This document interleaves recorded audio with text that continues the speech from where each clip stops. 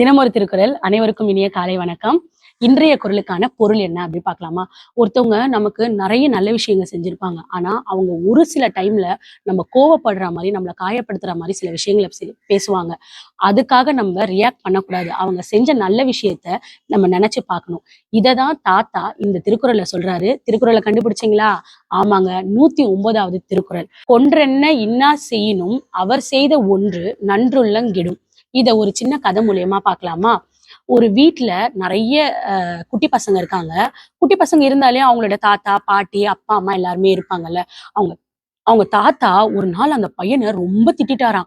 அவன் ரொம்ப கோவமாயி தாத்தாவை ஏதாச்சும் ஒண்ணு பண்ணணும், அவரை பழி வாங்கணும் அப்படின்ட்டு நிறைய யோசனை பண்ணிட்டே இருந்தானா.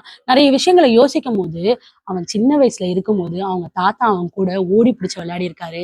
அவனுக்கு சாப்பாடு கொடுத்திருக்காரு. அவனுக்கு கேட்ட எல்லா விஷயத்தையுமே அவர் வாங்கி கொடுத்திருக்காரு. அப்போ ஒரு தப்பு பண்ணா அவருக்கு திட்டுறதுக்கு உரிமை இல்லையா? அவர் செஞ்ச நல்ல விஷயத்த நினைச்சு நம்ம செஞ்சதுதான் தப்பு, அதனாலதான் நம்ம தாத்தா நம்ம திட்டுறாரு, ஆனா நம்ம அவரை காயப்படுத்தக்கூடாது அப்படின்னு அவன் மாறி நல்ல விஷயத்த பத்தி யோசிக்க ஆரம்பிச்சானா. இததான் தாத்தா இந்த திருக்குறளை சொல்றாரு. என்ன இன்னா செய்யினும் அவர் செய்தார் ஒன்று நல்லுள்ளங்கிடும். மீண்டும் அடுத்த திருக்குறளுடன் நாளை சந்திப்போம். நன்றி, வணக்கம்.